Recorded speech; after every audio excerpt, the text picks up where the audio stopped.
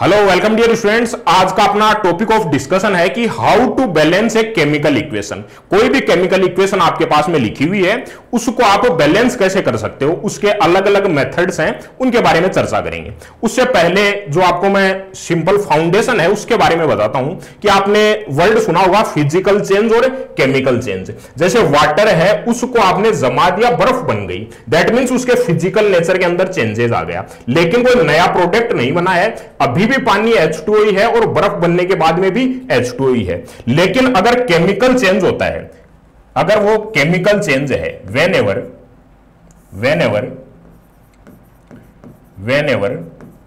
Chemical change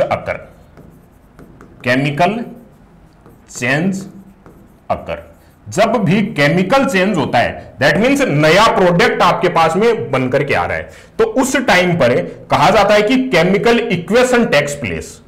chemical equation या हम बोलें केमिकल रिएक्शन, सबसे पहले केमिकल रिएक्शन टेक्स प्लेस।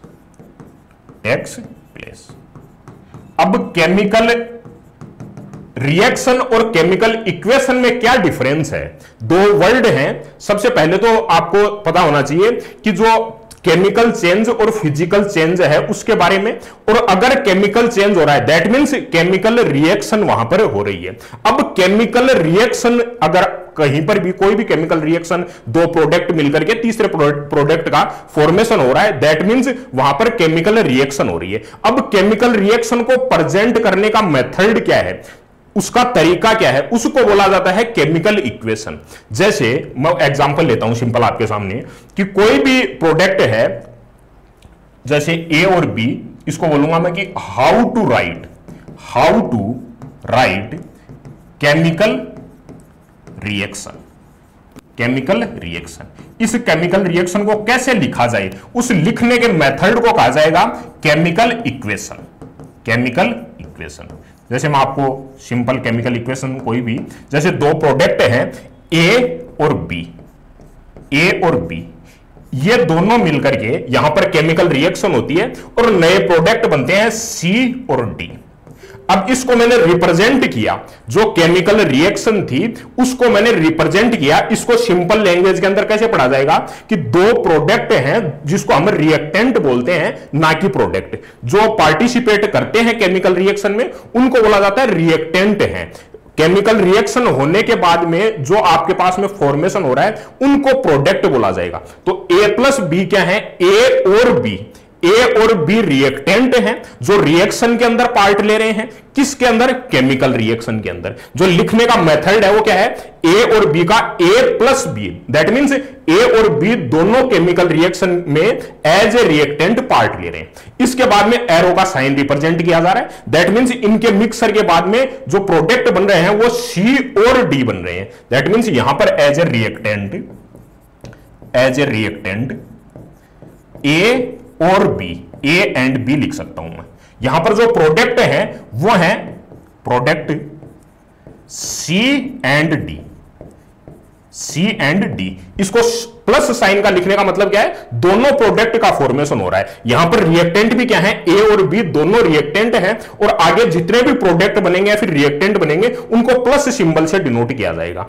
अब जो एरो का साइन है दैट मीन्स फॉरवर्ड डायरेक्शन के अंदर जो केमिकल रिएक्शन है वो प्रोसीड हो रही है। तो इतना सिंपल आपको केमिकल रिएक्शन, केमिकल चेंज और केमिकल इक्वेशन को रिप्रेजेंट करने का तरीका, कोई भी रिएक्शन हो रही है उसको रिप्रेजेंट करने का तरीका, दैट इज केमिकल इक्वेशन कहा जाता है। अब इस केमिकल इक्वेशन को बैलेंस करने के बारे में चर्चा करते हैं। जो आपका आज का टॉपिक ऑफ डिस्कशन है अपना, कि कोई भी केमिकल रिएक्शन में लिखता हूं जिसको इक्वेशन की फॉर्मेट के अंदर मैं रिप्रेजेंट कर रहा हूं कि ए मॉलिक्यूल है और बी मॉलिक्यूल है, दोनों एज ए रिएक्टेंट किसी भी रिएक्शन के अंदर केमिकल रिएक्शन में पार्ट ले रहे हैं और फॉर्मेशन हो रहा है ए बी का। यहां पर ए के कितने मॉलिक्यूल हैं? ए के कितने एटम हैं? 2 एटम हैं। बी के कितने एटम हैं? बी के 2 एटम हैं। ए बी के अंदर ए के कितने एटम हैं? एक। बी के कितने एटम हैं? एक। तो ये बैलेंस है क्या? ये बैलेंस नहीं है। यहां पर 2 है, वहां पर 1 है ए का। यहां पर एज ए हम रिएक्टेंट बोल रहे हैं बी 2 एटम है और वहां पर बी का 1 एटम है। तो इनको बैलेंस करने के लिए हम यहां पर सिंपली अगर 2 लिख दें तो यहां पर ए के कितने बन जाएंगे? 1 से 2। बी के एटम कितने बन जाएंगे? 2। तो यहां पर ए और बी दोनों बैलेंस हो गए। दैट मींस ये बैलेंस्ड केमिकल इक्वेशन हो गई। केमिकल इक्वेशन जो हमने रिप्रेजेंट करने का तरीका बताया, कोई भी केमिकल रिएक्शन है उसको प्रेजेंट करने का तरीका, दैट इज केमिकल इक्वेशन। अब इस केमिकल इक्वेशन में नंबर ऑफ एटम बराबर है, नंबर ऑफ एटम बराबर है, नंबर ऑफ एटम अगर इक्वल है that means chemical equation balanced है। या फिर हम बोल सकते हैं कि यहां पर मास है, जितना ए का मास है उतना ही आगे ए का मास रिमेन्स कांस्टेंट। तो under ordinary condition, under ordinary condition,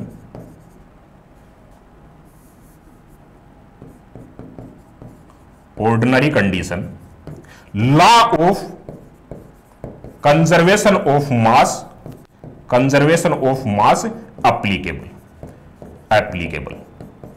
अब जो मास का कंजर्वेशन है, मास का कंजर्वेशन है, उस लॉ को सेटिस्फाई करने के लिए हम किसी भी केमिकल इक्वेशन को बैलेंस करते हैं। तो यह भी आपको क्लियर होना चाहिए कि हम किसी भी केमिकल इक्वेशन को बैलेंस कर रहे हैं, उसका पीछे का रीजन क्या है? उसके पीछे का रीजन है कि law of conservation of mass applicable रहे, कंजर्वेशन ऑफ मास बना रहे, कि that means mass neither be created not be destroyed. ना तो क्रिएट किया जा सकता है ना ही डिस्ट्रॉय किया जा सकता है अंडर ऑर्डिनरी कंडीशन। ये जनरल हम केमिस्ट्री में एक्सेप्शन है, वो बाय डिफॉल्ट एप्लीकेबल रहते हैं। तो हम बोलते हैं कि अंडर जनरल कंडीशन है, ऑर्डिनरी कंडीशन है, उसमें law of conservation of mass applicable रहता है। That means number of atom पहले जितने थे रिएक्टेंट में उतने ही आगे केमिकल रिएक्शन के बाद में प्रोडक्ट में बने रहेंगे। इस वजह से हमें केमिकल कोई भी इक्वेशन है उसको बैलेंस करना पड़ता है। अब वो बैलेंस करने के क्या क्या मेथड हैं उनको पढ़ते हैं कि केमिकल इक्वेशन को बैलेंस कैसे किया जाता है। तो सिंपल आपके पास में मैं कोई केमिकल इक्वेशन पुट करता हूं, यहां पर केमिकल इक्वेशन है वो पुट करता हूं मैं आपके साथ में। तो सबसे पहले हेडिंग डाल के लिखेंगे कि method of balancing A chemical equation, balancing A chemical equation. किसी भी केमिकल इक्वेशन को बैलेंस करने के, केमिकल इक्वेशन, किसी भी केमिकल इक्वेशन को बैलेंस करने के क्या क्या मेथड हैं? तो पहला तो हिट एंड ट्रायल मेथड है ही, जो कि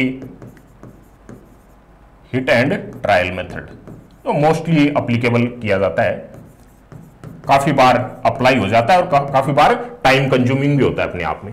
दूसरा मेथड जो अपने को सबसे ज्यादा अप्लाई करना है वो क्या है? सबसे पहले आप मेटल को, जो काफी इंपॉर्टेंट भी है, जिस मेथड को आपको सबसे ज्यादा काम में लेना है और जो आपको किसी भी कंडीशन के अंदर एग्जैक्ट आंसर प्रोवाइड करेगा, सबसे पहले आपको इसको ही समझना है मेनली। सबसे पहले आपको मेटल को बैलेंस करना है। कोई भी केमिकल इक्वेशन दी हुई हो उसमें सबसे पहले क्या करना है? मेटल को बैलेंस करना है। उसके बाद में नॉन मेटल्स को बैलेंस करना है। नॉन मेटल्स जैसे कार्बन है, सिलिकॉन है, इन सबको आपको, नाइट्रोजन है, इन सबको बैलेंस करना। मेटल है, सोडियम है, एल्यूमिनियम है, इन सबको मेटल्स को बैलेंस करना। उसके बाद में नॉन मेटल्स को बैलेंस करना। उसके बाद में ऑक्सीजन को बैलेंस करना है और सबसे लास्ट में हाइड्रोजन को बैलेंस करना है। अब इन चारों को बैलेंस करने के तरीके के अंदर सबसे पहले मेटल को बैलेंस करोगे, उसके बाद में नॉन मेटल को। नॉन मेटल को बैलेंस करने के बाद में आपने जो भी चेंजेस किए हैं इक्वेशन में, वापस प्रीवियस पे जाओगे कि आपके पास में मेटल बैलेंस है या नहीं है। उसके बाद में ऑक्सीजन बैलेंस करोगे। ऑक्सीजन बैलेंस करने के बाद में जो प्रीवियस स्टेप आपने फॉलो कर ली उनको वापस रीचेक करना है कि ऑक्सीजन बैलेंस करने के बाद में नॉन मेटल बैलेंस है क्या, मेटल बैलेंस है क्या। उसके बाद में फाइनली हाइड्रोजन को बैलेंस करना है। हाइड्रोजन को बैलेंस करोगे तो प्रीवियसली सबको चेक करोगे कि ऑक्सीजन बैलेंस है क्या, नॉन मेटल है क्या और मेटल बैलेंस है क्या। तो कोई भी एक फर्दर स्टेप आगे मूव करने के बाद में नेक्स्ट स्टेप पर आओगे कि प्रीवियसली बैलेंस है या नहीं है। सबसे पहले मेटल को बैलेंस करो, करोगे, उसके बाद में नॉन मेटल को बैलेंस करने के बाद में वापस आप आओगे मेटल पर कि मेटल बैलेंस है या नहीं है। नॉन मेटल को आपने बैलेंस करने के चक्कर में मेटल को तो डिस्टर्ब नहीं कर दिया है। उसके बाद में नेक्स्ट स्टेप पे जाओगे, प्रीवियसली 2 को चेक करोगे, फिर 4th स्टेज पे जाओगे और प्रीवियसली 3 स्टेप को चेक करोगे। तो ये सबसे इफेक्टिव मेथड आप मानकर चल सकते हो, जिसको कुछ एग्जांपल के थ्रू अपन समझने की कोशिश करते हैं। सबसे इफेक्टिव मेथड, ठीक है। कुछ एग्जांपल मैं आपके सामने पुट करता हूं केमिकल इक्वेशन के, जिनको हम 1 बाय 1 करके बैलेंस करने की कोशिश करते हैं। जैसे कार्बन है, वो ऑक्सीजन के साथ में रिएक्ट करके, अगर एक्सिस में ऑक्सीजन है तो CO2 का फॉर्मेशन होता है, अदरवाइज लिमिटेड अमाउंट के अंदर है तो कार्बन मोनोऑक्साइड का फॉर्मेशन होता है। तो हम मान लेते हैं कि CO2 का फॉर्मेशन हो रहा है। यहां पर कार्बन कितने हैं? 1 कार्बन है। ऑक्सीजन कितना है? 2 ऑक्सीजन है। तो ये ऑटोमेटिकली जो आपकी केमिकल इक्वेशन है वो बैलेंस हो गई। अगर यहां पर कार्बन के साथ में अगर ऑक्सीजन लिमिटेड अमाउंट के अंदर होती तो यहां पर कार्बन मोनोऑक्साइड बनती। लेकिन आज का अपना जो टॉपिक ऑफ डिस्कशन है कि अपने को केमिकल इक्वेशन को बैलेंस करना सीखना है, केमिकल इक्वेशन को नहीं समझना है, उन पर डीप डिस्कशन नहीं करना है कि यहां पर एक्सिस के अंदर थी और यहां पर लिमिटेड अमाउंट के अंदर थी। तो वो अलग इश्यू है जो केमिस्ट्री के पर्पज से सोचेंगे। फिलहाल के लिए आपको ध्यान में रखना है कि अगर कार्बन ऑक्सीजन के साथ में रिएक्ट किया, कार्बन मोनोऑक्साइड बन गई। अब यहां पर केमिकल इक्वेशन बैलेंस है क्या? कार्बन कितने हैं? यहां पर 1 है, इस साइड में भी 1 है। कार्बन कितना? 1। यहां पर कार्बन कितना? 1। यहां पर ऑक्सीजन कितने हैं? ऑक्सीजन O2 की फॉर्म के अंदर ऑक्सीजन कितने हैं? 2। वहां पर आपको प्रोडक्ट के अंदर ऑक्सीजन कितना है? ऑक्सीजन 1 है। दैट मींस ये अनबैलेंस है। अब इसको बैलेंस करने के लिए यहां पर हमने 2 पुट किया तो कार्बन 2 और ऑक्सीजन भी 2। इसको ऑक्सीजन कितने हैं यहां पर? 2, कार्बन 2। तो इसको मेथड क्या होगा? सबसे पहले अपने को मेटल को बैलेंस करना है। तो यहां पर सबसे पहले कोई मेटल था क्या? नहीं था। नॉन मेटल यहां पर कार्बन, तो सबसे पहले कार्बन को चेक किया, कार्बन 1 है, वहां पर 1 है। उसके बाद में ऑक्सीजन पर गए, ऑक्सीजन कितने थे? 2। वापस प्रीवियस स्टेप पे आए कि वापस हमने नॉन मेटल को बैलेंस किया। अब फाइनल इक्वेशन के अंदर कार्बन कितने हैं? यहां पर कार्बन कितने हैं? 2। ऑक्सीजन कितने हैं? 2। फाइनल इक्वेशन के अंदर कार्बन कितने हैं? 2। ऑक्सीजन कितने हैं? 2। तो ये बैलेंस इक्वेशन हो गई यहां पर आपको, ठीक है। कार्बन और ऑक्सीजन को हमने बैलेंस कर दिया। अब लिमिटेड अमाउंट के अंदर है, एक्सिस में है, वो एक केमिकल इक्वेशन का सेपरेट डिस्कशन है। अपना टॉपिक ऑफ डिस्कशन बैलेंस करना है आज का, ठीक है।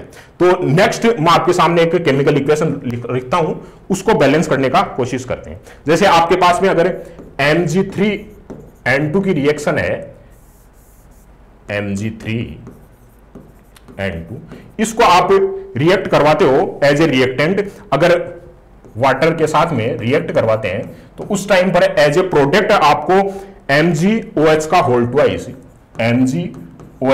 ट्वाइस प्लस NH3 जो है रिलीज होती है। तो ये केमिकल इक्वेशन आपके सामने दी गई है।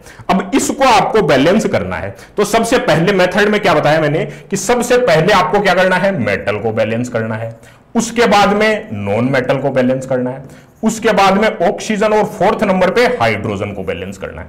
इस सीक्वेंस में चलना है और नेक्स्ट स्टेप पर मूव करने से पहले प्रीवियस की जो स्टेप हैं उनको क्लियर करते हुए जाना है। तो सबसे पहले हम यहां पर मेटल क्या दिया हुआ है? Mg जो दिया हुआ है यहां पर, Mg के कितने हैं? 3। एटम कितने हैं? 3। और यहां पर Mg कितना है? सिंगल है। दैट मींस अनबैलेंस है। तो सबसे पहले हम बैलेंस करते हैं Mg को। तो यहां पर पुट कर देते हैं 3 पुट कर देते हैं। तो Mg यहां पर 3, ये भी 3 है इस साइड के अंदर भी। उसके बाद में नॉन मेटल पे जाते हैं। नॉन मेटल यहां पर नाइट्रोजन कितने हैं? नाइट्रोजन के 2 एटम यहां पर है और उस साइड के अंदर नाइट्रोजन सिंगल है। तो वहां पर भी क्या पुट कर देते हैं? यहां पर भी N है, उसके आगे नाइट्रोजन के आगे 2 पुट कर देते हैं। तो नाइट्रोजन भी बैलेंस हो गया। अब उसके बाद में क्या जाएंगे? ऑक्सीजन पे जाएंगे। ऑक्सीजन कितना है? यहां पर सिंगल है और वहां पर ऑक्सीजन कितना है? ऑक्सीजन 2, 3 into 2 6 है यहां पर, और यहां पर कितना है? ओनली 3, जो आपका 1 सिंगल। तो यहां पर 6 पुट कर देते हैं। तो यहां पर भी 6 हो गया। ऑक्सीजन कितना हो गया? 6 हो गया और वहां पर भी 6 हो गया। उसके बाद में किस पर जाएंगे? हाइड्रोजन पर। हाइड्रोजन कितने हैं यहां पर? हाइड्रोजन यहां पर 12 हाइड्रोजन, और वहां पर उस साइड पर चेक करेंगे 2, 3 into 2 6 हो गया। हाइड्रोजन यहां पर 6 और यहां पर 3 into 2 6 हो गया। तो 6 + 6 दैट इज 12। तो हाइड्रोजन भी बैलेंस हो गया। तो फाइनल हमारे पास में जो बैलेंस्ड इक्वेशन आई Mg3N2 + 6H2O 3 MgOH whole twice plus 2NH3। ये फाइनल अपने पास में जो बैलेंस्ड केमिकल इक्वेशन आई है वो आई है। ठीक है, तो इस प्रकार से आपको जो मेथड फॉलो करते हुए सबसे पहले मेटल को बैलेंस करना है, उसके बाद में नॉन मेटल को, उसके बाद में ऑक्सीजन और फाइनल हाइड्रोजन को बैलेंस करना है। इसके अलावा दूसरा मेथड है वो भी इफेक्टिव है, दूसरे मेथड से ट्राई करते हैं। एक ये मेथड तो अपने आप में इफेक्टिव है, अब दूसरा मेथड आपके सामने मैं अप्लाई करके दिखाता हूं, वो भी अपने आप में इफेक्टिव मेथड है, उसको भी आप जो अप्लाई कर सकते हो। जैसे एग्जांपल मैं रखता हूं आपके सामने, जैसे NH3 है, उसको आप ऑक्सीजन के साथ में रिएक्ट करवाते हो, तो एज ए रिएक्टेंट आप NH3 लेओगे ऑक्सीजन के साथ में, तो नाइट्रस ऑक्साइड का फॉर्मेशन प्लस H2O का फॉर्मेशन, नाइट्रस ऑक्साइड का फॉर्मेशन प्लस H2O आपके पास में है। तो यहां पर आपको रिएक्टेंट और जो आपको प्रोडक्ट है वो आपको केमिकल इक्वेशन के अंदर केमिकल बैलेंस करना है दोनों को, कि जहां पर नाइट्रोजन, हाइड्रोजन और ऑक्सीजन है, तीनों एज ए रिएक्टेंट और एज ए प्रोडक्ट दोनों के अंदर सेम बने रहे। तो सबसे पहले आपको क्या करना है, एक मेथड तो आपको बताया मैंने, सबसे पहले मेटल को बैलेंस करना है, उसके बाद में नॉन मेटल को, उसके बाद में ऑक्सीजन और फाइनल हाइड्रोजन। और प्रीवियस आगे की स्टेप पर बढ़ने से पहले पीछे की सारी स्टेप आपको चेक करनी है। सेकेंड मेथड देखते हैं कि यहां पर आपको ए पुट कर दो आप, ठीक है, यहां पर बी, यहां पर सी और यहां पर डी। अब देखो ABCD आपने अगर ज्यादा है प्रोडक्ट तो आगे सीक्वेंस में फॉलो करते जाओगे, BCDE इस टाइप से। ठीक है, तो अब नाइट्रोजन के लिए देखते हैं, तो नाइट्रोजन के लिए कितने एटम है, यहां पर A, आगे की साइड के अंदर C, A is equals to C। Next देखते हैं हाइड्रोजन के लिए, हाइड्रोजन यहां पर कितना है 3A, प्रोडक्ट के अंदर कितना है D, 2 times of D, 2 times of D। Oxygen के लिए देखते हैं, ऑक्सीजन यहां पर कितना है 2 टाइम्स ऑफ B। आगे प्रोडक्ट के अंदर देखते हैं तो यहां पर C और D, C प्लस D। तो ये तीन अपने पास में इक्वेशन निकल के आई। अब मैथमेटिक्स के वे से सोचना है, जो सबसे फ्रीक्वेंट रिपीट हो रहा है उसको आप A मान लो, एक मान लो, सिंगल आप जो है यहां पर देखो A यहां पर भी है, यहां पर भी है, इस साइड में नहीं है, D यहां पर भी है, इस इक्वेशन के अंदर भी है। तो आप सिंपली अगर A को पुट करता हूं मैं, let A is equals to 1, जो सबसे फ्रीक्वेंट आ रहा है उसको आप 1 पुट कर लो, let A is equals to 1। तो A को अगर मैं 1 पुट करता हूं तो C की वैल्यू कितनी आ जाएगी, 1 आ जाएगी। यहां से 3 into 1 is equals to 2 into D, तो यहां से D की वैल्यू कितनी आ जाएगी 3/2 आ जाएगी। अब D की वैल्यू भी आ गई, C की वैल्यू भी आ गई, यहां से B की वैल्यू आ जाएगी आपके पास में 2B is equals to C की वैल्यू 1 है और D की वैल्यू आपके पास में 3/2 है। तो यहां इस पर आपके पास में 3 इंटू 2 5 आ जाएगा, 3 इंटू 2 5, 5/2 और B की वैल्यू आ जाएगी 5/4, B की वैल्यू आ जाएगी 5/4। अब इसको जो स्टार्टिंग इक्वेशन है उसके अंदर पुट करो तो A की वैल्यू कितनी है NH3, A की वैल्यू 1 है, B का कितना है आपके पास में 5/4 plus 5/4 of O2। As a product आपको C की वैल्यू कितनी है 1 है, तो नाइट्रस ऑक्साइड प्लस D की वैल्यू कितनी हुई है 3/2, तो 3/2 ऑफ H2O। अब इसके अंदर जो फ्रैक्शन के अंदर वैल्यू आई है उसको रिमूव करने के लिए अपन इक्वेशन को 4 से मल्टीप्लाई कर देते हैं। तो 4 से मल्टीप्लाई करोगे तो आपके पास में फाइनल इक्वेशन क्या आएगी 4 times of NH3, 5 times of O2, that is 4 times of NO plus यहां पर जो आप पुट करोगे 4, 2 इंटू 2 4, 6 टाइम्स ऑफ H2। तो ये फाइनल इक्वेशन आ गई। अब इसमें चेक करते हैं, सबसे पहले मेटल कोई नहीं है, नॉन मेटल नाइट्रोजन कितना है 4, यहां पर भी 4, उसके बाद में ऑक्सीजन कितने हैं यहां पर 5 इंटू 2 10 और वहां पर कितने हैं 4 प्लस 6 10। यहां पर हाइड्रोजन कितने हैं 4 इंटू 3 12, हाइड्रोजन कितने हैं 12, वहां पर हाइड्रोजन कितने हैं 6 इंटू 2 12। तो ये इक्वेशन अपने आप में बैलेंस हो गई। तो ये भी इफेक्टिव मेथड है जिसको भी आप इजीली अटेम्प्ट कर सकते हो। अगर आपको ABCD नहीं लिखना है, कैलकुलेशन नहीं करनी है, तो आप सिंपल सबसे पहले मेटल को बैलेंस करो, उसके बाद में नॉन मेटल, ऑक्सीजन, हाइड्रोजन, जैसे आगे स्टेप पे मूव करते हो प्रीवियस स्टेप को चेक करना है। और एग्जाम्पल रखते हैं अपन, उनके थ्रू समझते हैं। नेक्स्ट एग्जांपल लेता हूं आपके सामने में, NH3 को क्लोरीन के साथ में रिएक्ट करवाते हैं। NH3 as a reactant, NH3 को Cl2 के साथ में क्लोरीन के साथ में रिएक्ट करवाते हैं। तो आपके पास में नाइट्रोजन प्लस NH4Cl का फॉर्मेशन होता है, NH4Cl।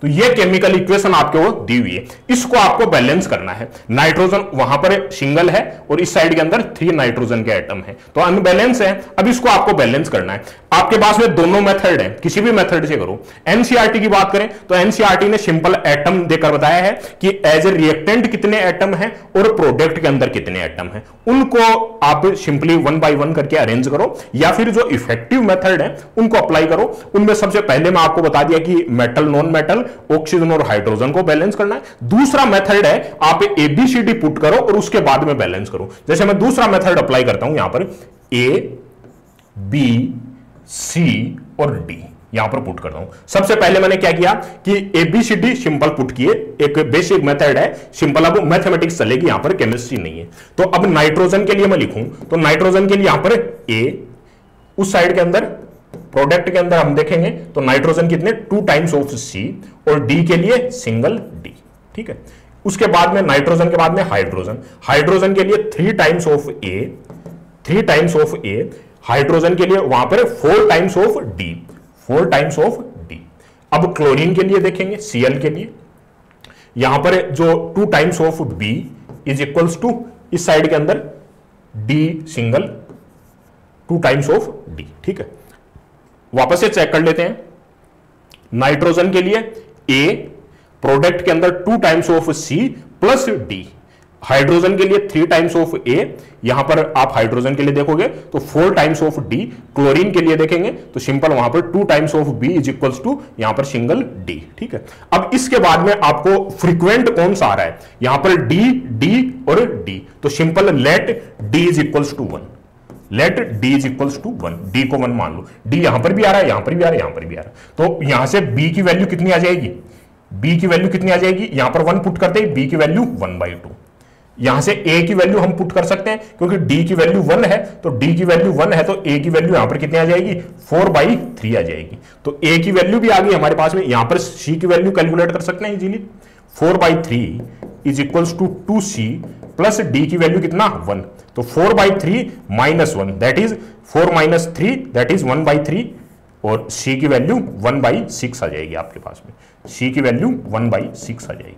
अब एबीसीडी की वैल्यू सिंपल इक्वेशन के अंदर पुट कर दो तो a की वैल्यू कितनी है 4/3 ऑफ NH3 प्लस b की वैल्यू हमारे पास में कितनी आई 1/2 Cl2। प्रोडक्ट में C की वैल्यू हमारे को 1/6 पुट करनी है, 1/6 N2 प्लस D की वैल्यू अपने पास में कितनी आई 1, हमने इनिशियल के अंदर मानकर चले थे, दैट इज NH4Cl। अब इस इक्वेशन को फ्रैक्शन को आपको रिमूव करना है तो इसको मल्टीप्लाई बाय 6 कर देता हूं मैं। मल्टीप्लाई बाय 6 करते ही आपके पास में क्या इक्वेशन निकल के आएगी 3 × 2 6, तो 8 टाइम्स ऑफ NH3, 4 × 2 8 हो जाएगा। यहां पर 6 से मल्टीप्लाई करोगे तो 3 × 2 6, 3 टाइम्स ऑफ Cl2, यहां से ये N2 plus 6 times of NH4Cl।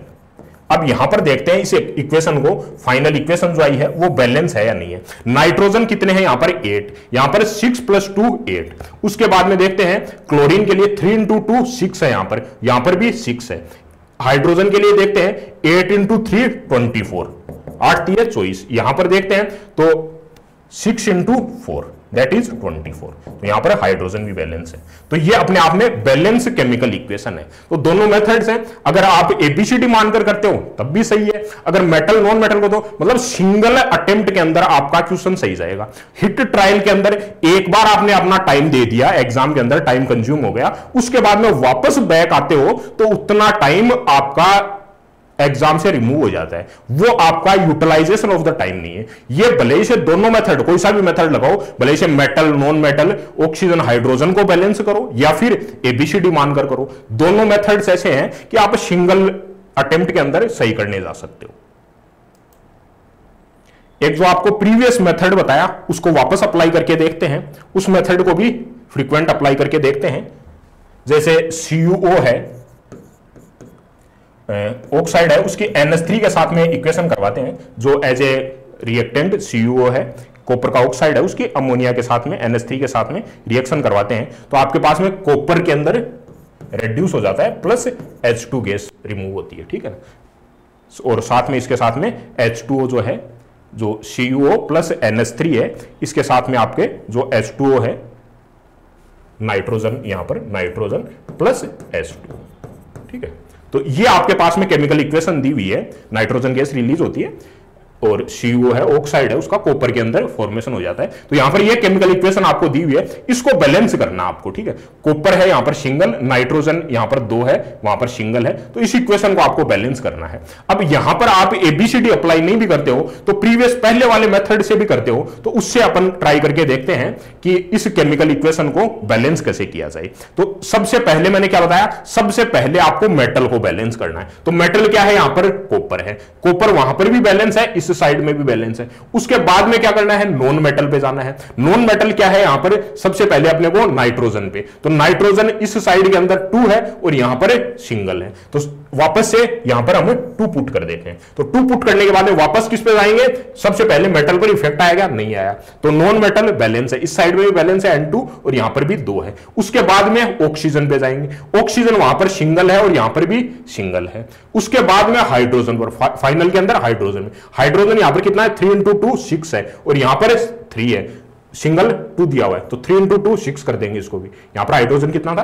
3 × 2 6 है और यहां पर क्या था, 2 था, तो हमने 3 से मल्टीप्लाई कर दिया, 3 × 2, यहां पर भी हाइड्रोजन कितने हो गए, 6 हो गए। अब वापस प्रीवियस पे जाएंगे कि यहां पर मेटल बैलेंस है, नॉन मेटल बैलेंस है, इसके बाद में ऑक्सीजन पर इंपैक्ट आया गया, ऑक्सीजन पर इंपैक्ट आया, 3 ऑक्सीजन हो गई और वहां पर सिंगल है, वहां पर सिंगल है, तो वापस बैलेंस करेंगे, ऑक्सीजन को बैलेंस करेंगे।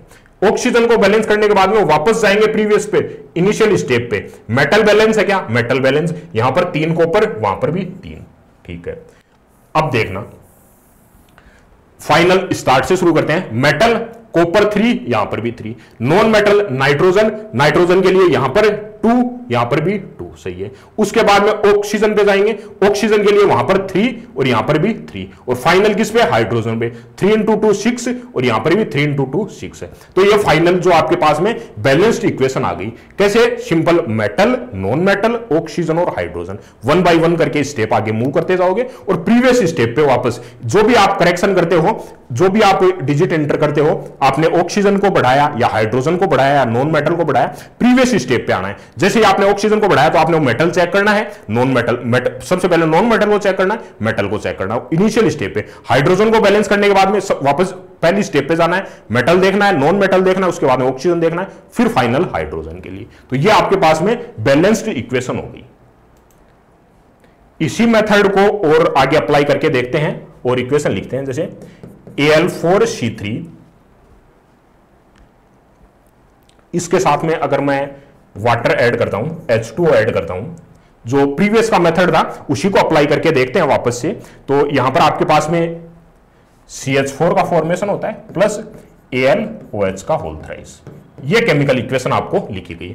Al4C3 प्लस H2O बनाया, आपके पास में CH4 प्लस AlOH का होल थ्राइस। अब इस केमिकल इक्वेशन को आपको बैलेंस करना है। यहां पर एल्यूमिनियम कितने हैं, 4, यहां पर सिंगल है, इसी प्रकार से कार्बन यहां पर 3, यहां पर सिंगल है, तो ये अनबैलेंस्ड केमिकल इक्वेशन है। इसको जो प्रीवियस का फर्स्ट मेथड था उससे अप्लाई करके देखते हैं। दोनों मेथड कोई सा भी लगा सकते हो आप, पहला वाला मेथड है उसको अप्लाई करके देखते हैं। सबसे पहले किसको, मेटल को बैलेंस करना है। तो मेटल क्या है, एल्यूमिनियम वहां पर कितने, 4, तो यहां पर भी हम कितने कर देते हैं, पुट कर देते हैं, 4 पुट कर देते हैं। तो अब बैलेंस है मेटल, वहां पर भी एल्यूमिनियम 4, यहां पर भी 4। अब इसके बाद में किस पर जाना है, नॉन मेटल पे। नॉन मेटल कार्बन कितने हैं, 3 और यहां पर कितना है, सिंगल। अब नॉन मेटल को बैलेंस करते हैं 3। अब जैसे ही हमने नॉन मेटल को बैलेंस किया, वापस चेक करना है कि मेटल बैलेंस है क्या, मेटल बैलेंस है, बिल्कुल बैलेंस है। कार्बन यहां पर 3, वहां पर भी 3। इसके बाद में ऑक्सीजन पे जाना है। ऑक्सीजन कितने हैं यहां पर सिंपली 3, 4 × 3 12 हो गए यहां पर, और वहां पर कितना है, 12 पुट कर देता हूं, ठीक है, 12 कर देता हूं। तो यहां पर भी कितने हो गए, अब 12 हो गए। अब वापस इनिशियल पे मेटल बैलेंस है, बिल्कुल Al के, एल्यूमिनियम 4, यहां पर भी 4, कार्बन 3, वहां पर भी 3। अब ऑक्सीजन 4 × 3 12 है, वहां पर भी 12 है। अब हाइड्रोजन को चेक करेंगे फाइनल के अंदर। हाइड्रोजन यहां पर कितने हैं, हाइड्रोजन यहां पर 12 × 2 ये है, 12 × 2 24, 12 दूनी 24, ठीक है। और यहां पर कितने हैं हाइड्रोजन, 4 × 3 12 और यहां पर कितने हैं, 4 × 3 दैट इज 4 3 12, दैट मींस 24। तो हाइड्रोजन भी अपने आप में बैलेंस है। तो ये इक्वेशन आपके पास में क्या आ गई, बैलेंस्ड केमिकल इक्वेशन आ गई, ठीक है ना। तो हमने सबसे पहले मेटल को, उसके बाद में नॉन मेटल को, फिर ऑक्सीजन को और फाइनल हाइड्रोजन को। तो एबीसीडी लिखे बिना भी आप सिंपली जो है इक्वेशन को बैलेंस कर सकते हो। नेक्स्ट मैं आपके सामने एक और केमिकल इक्वेशन लिखता हूं, जैसे MnO2 है, इसको आप रिएक्ट करवाते हो, HCl के साथ में रिएक्ट करवाते हो, HCl के साथ में रिएक्ट कराते हो तो MnCl2 का फॉर्मेशन होता है आपके पास में, और साथ के अंदर वाटर और क्लोरीन भी इसके अंदर एज ए प्रोडक्ट जो है H2O प्लस क्लोरीन जो है बाई प्रोडक्ट आपको मिलता है। तो अब ये इक्वेशन यहां पर आपको लिखी हुई है, इसको आपको बैलेंस करना है। हाइड्रोजन 2 है, यहां पर 1 है, तो अनबैलेंस्ड केमिकल इक्वेशन है, मतलब नंबर ऑफ एटम है वो इक्वल नहीं है आपके रिएक्टेंट और प्रोडक्ट के अंदर। तो इनको बैलेंस करना कैसे करेंगे, जो फर्स्ट वाला मेथड था उससे ही अप्लाई करते हैं बिना एबीसीडी लिखे भी। यहां पर सबसे पहले मेटल को देखो कि मेटल बैलेंस है, बिल्कुल बैलेंस है, Mn यहां पर भी सिंगल, Mn यहां पर भी सिंगल है। उसके बाद में जो नॉन मेटल है उसको देखेंगे, नॉन मेटल क्लोरीन के लिए यहां पर 2 है और यहां पर 1 है, तो इसको हम 2 लगा देते हैं यहां पर, ठीक है। तो क्लोरीन भी बैलेंस है। अब हमने क्लोरीन को कर लिया तो वापस से जाएंगे मेटल पे जाएंगे, मेटल बैलेंस है, बिल्कुल बैलेंस है। नॉन मेटल भी बैलेंस है। ऑक्सीजन वहां पर 2, यहां पर सिंगल है, तो यहां पर भी हम 2 पुट कर देंगे, ठीक है। अब ये 2 पुट करते ही वापस से इनिशियल स्टेप पे जाएंगे, metal balance, non metal balance है, कोई इफेक्ट नहीं आया। इसके बाद में फाइनल ऑक्सीजन के लिए, ऑक्सीजन वहां पर भी 2, यहां पर भी 2, दोनों के अंदर एटम बैलेंस है। और फाइनल हाइड्रोजन के लिए, हाइड्रोजन वहां पर कितनी है 2 और यहां पर कितनी है 4, यहां पर हाइड्रोजन कितनी है 2 × 2 4, और यहां पर हाइड्रोजन कितनी है आपके पास में 2 है। तो ये अनबैलेंस हो गया। तो इसको वापस से जो पुट करेंगे अपन वैल्यू, यहां पर आपको चेंज करता हूं, ये वैल्यू है, इसको 4 पुट करता हूं, तो यहां पर 4 और ये क्लोरीन है, इसको मैं यहां पे 2 पुट कर देता हूं। अब देखते हैं वापस से, मेटल बैलेंस है, मेटल बिल्कुल बैलेंस है। इसके बाद में नॉन मेटल बैलेंस है, Cl है, इसको Cl2 ही रहने दो। यहां पर 4 क्लोरीन है और यहां पर 2 और 2 Cl2 प्लस Cl2 का फॉर्मेशन है, 2 और 2 मेटल, नॉन मेटल भी बैलेंस है। अब देखते हैं ऑक्सीजन को, ऑक्सीजन भी 2 और 2 बैलेंस है। हाइड्रोजन यहां पर 4 है और उस साइड में भी 4 है, ठीक है। तो अब वो बैलेंस हो गई इक्वेशन, ठीक है।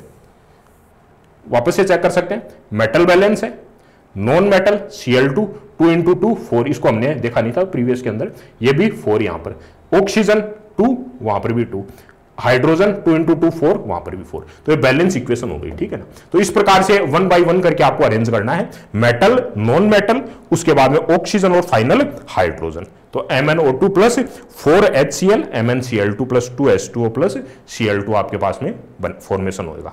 अब नेक्स्ट है, उसको दूसरे वाले मेथड से हम अप्लाई करके देखते हैं, जो ABCD आपको मेथड बताया उसको अप्लाई करके देखते हैं, ठीक है। जितने भी मेथड आप मल्टीपल प्रैक्टिस करते हो उतना ही आपको जो फ्रीक्वेंट, जो स्पीडली करने की और जल्दी सही करने की टेंडेंसी क्रिएट होती जाती है। जैसे CuO है, उसको NH3 के साथ में रिएक्ट करवाया मैंने, इसको ABCD मानकर अपन करते हैं। तो यहां पर आपके पास में जो कॉपर है उसके अंदर फॉर्मेशन हो जाता है, वापस से लिखता हूं, कॉपर प्लस यहां पर आपके पास में जो है नाइट्रोजन प्लस H2, ठीक है।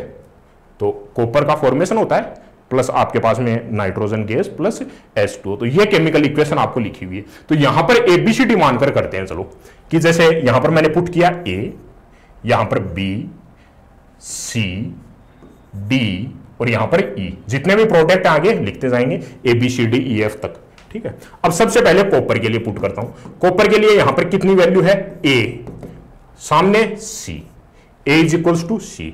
नेक्स्ट हम देखते हैं नाइट्रोजन के लिए, तो नाइट्रोजन के लिए यहां पर कितना है B, उस साइड में 2 टाइम्स ऑफ D।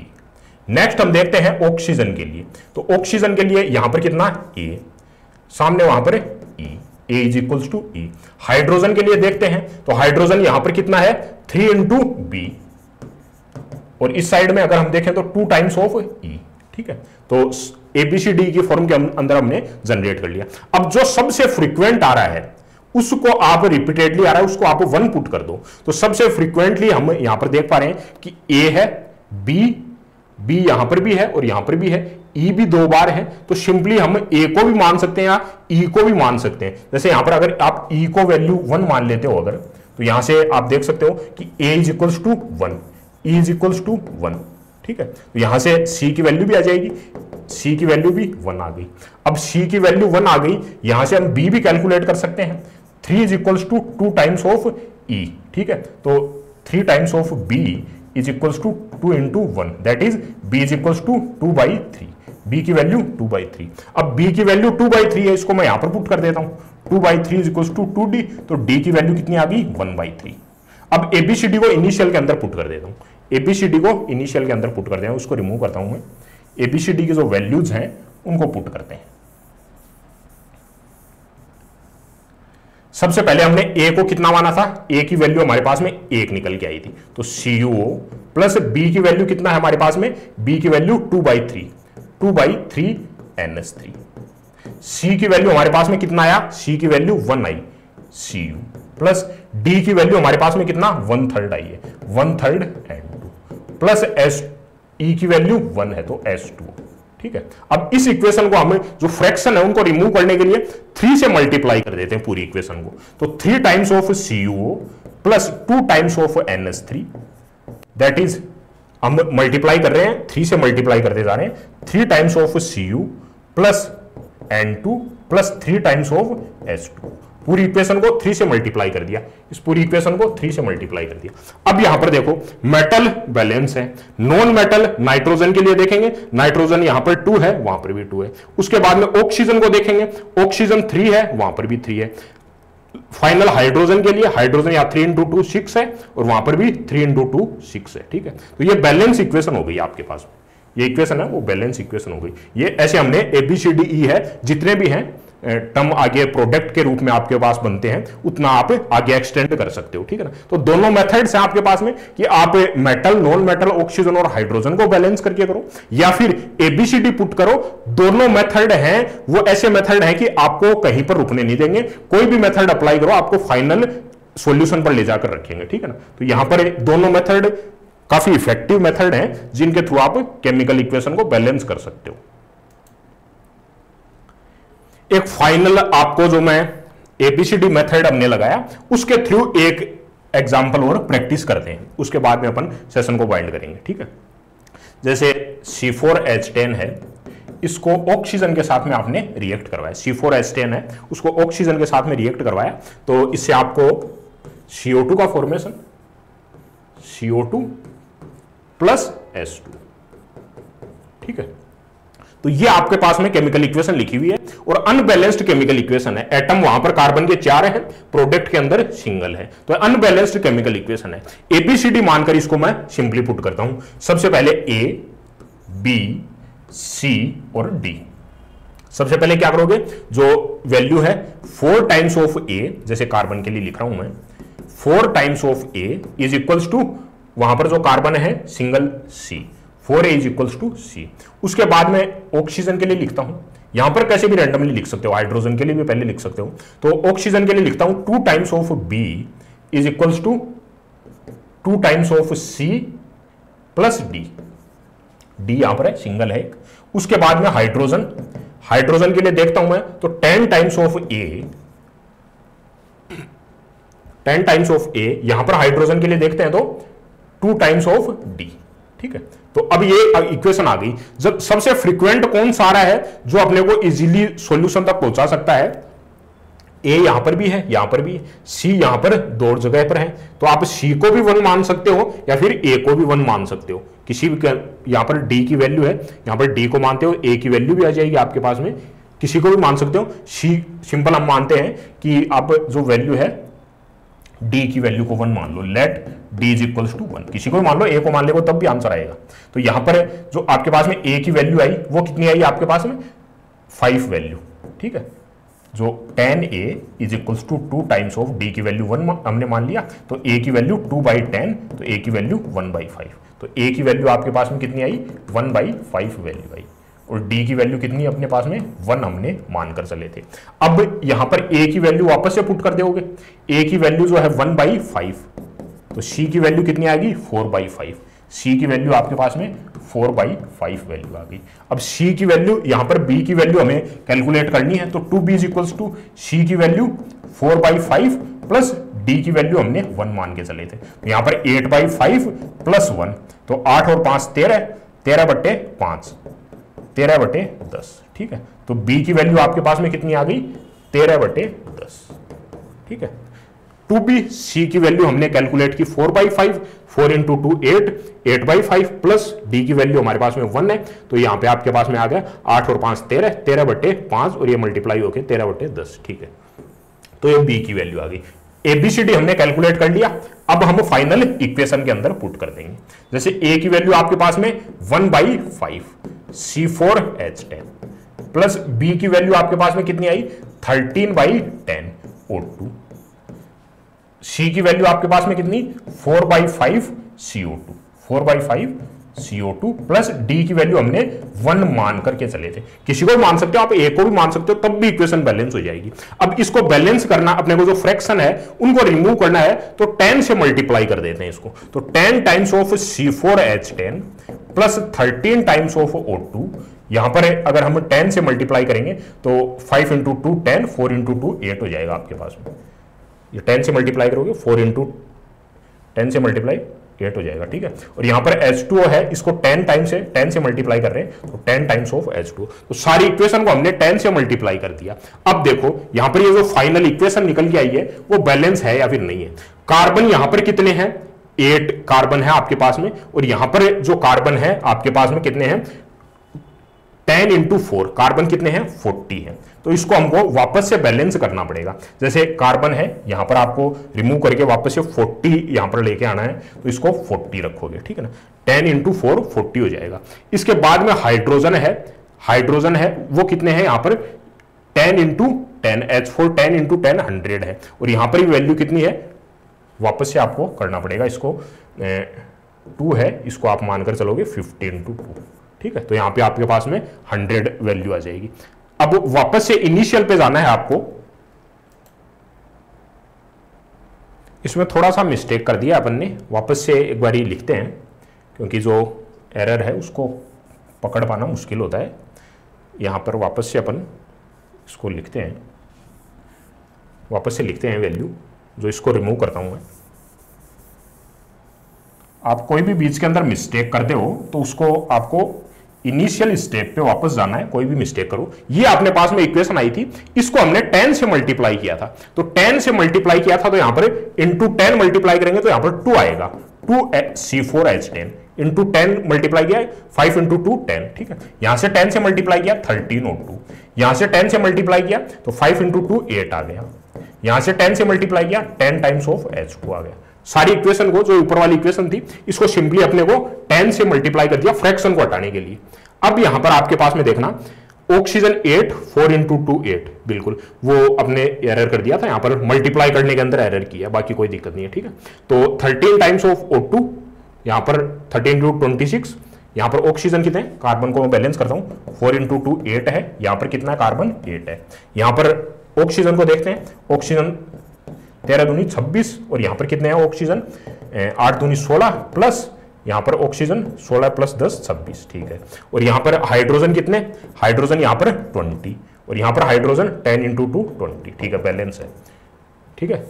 तो इस प्रकार से आप सिंपली किसी को भी 1 वैल्यू पुट कर सकते हो, उस पर कोई इफेक्ट नहीं आएगा आपके पास। सिंपल आप कोई भी वैल्यू को 1 मान सकते हो, आपके पास में जो इक्वेशन आएगी वो बैलेंस आएगी। बाकायदा आप अगर मल्टीप्लाई करने के अंदर करेक्शन कुछ भी अगर एरर ना करो, तब आपके पास में बाय डिफॉल्ट जो है, हमने जो ऊपर वाली इक्वेशन लिखी थी वो बैलेंस थी, जस्ट अपने को फ्रैक्शन रिमूव करने थे, तो फ्रैक्शन अपने मल्टीप्लाई करने में वहां पर किया है मिस्टेक, जो 10 से मल्टीप्लाई करने के अंदर मिस्टेक किया है। बाकी ये बैलेंस इक्वेशन है यहां पर, ठीक है, ये इक्वेशन बैलेंस्ड है आपके पास में, ठीक है। तो इस प्रकार से आप ABCD मानकर भी इजीली कर सकते हो, ठीक है। तो ये दोनों मेथड हैं, इफेक्टिव मेथड हैं। आप चाहे ABCD पुट करके करो, चाहे से मेटल, नॉन मेटल, ऑक्सीजन और हाइड्रोजन मानकर करो, दोनों मेथड्स इफेक्टिव मेथड्स है। दोनों मेथड्स है आपके पास में।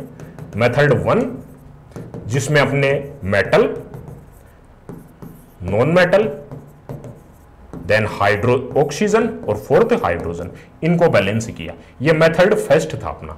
और मेथड सेकंड में मेथड सेकंड में हमने ABCD वैल्यू कैलकुलेट करके अलजेब्रिक एक्सप्रेशन से मैथमेटिक्स के टर्म में सोल्व किया। तो ये दोनों मेथड्स हैं, इनके थ्रू आप किसी भी केमिकल इक्वेशन को बैलेंस कर सकते हो। ठीक है, और केमिकल इक्वेशन को हमें बैलेंस करना क्यों है? क्योंकि law of conservation of mass applicable रहना चाहिए in ordinary condition. General conditions के अंदर मास कंजर्व रहता है और बाकायदा जो एटम्स हैं वो सेम रहने चाहिए। दैट मींस जो रिएक्टेंट के अंदर जितने एटम हैं उतने ही प्रोडक्ट के अंदर एटम बने रहने चाहिए। इस वजह से ही बाद में लॉ ऑफ जो कंजर्वेशन ऑफ मास है वो अप्लीकेबल हो पाता है। तो इस वजह से हम केमिकल इक्वेशन को, कोई भी लिखी हुई इक्वेशन है उसको बैलेंस करते हैं, और बैलेंस करने के मेथड क्या है उनको आपको सिंपली ध्यान में रखना है। जैसे आपको एग्जाम के अंदर ABCD वैल्यू पुट करके दे देगा और सिंपल आपको ऑप्शन के अंदर पूछ लेगा कि आपके पास में A, B और C और D की वैल्यू कितनी है, जो भी अपनी वैल्यू पुट की, जैसे स्टार्टिंग के अंदर आपको सिंपली ABCD यहां पर लिख के दे दिया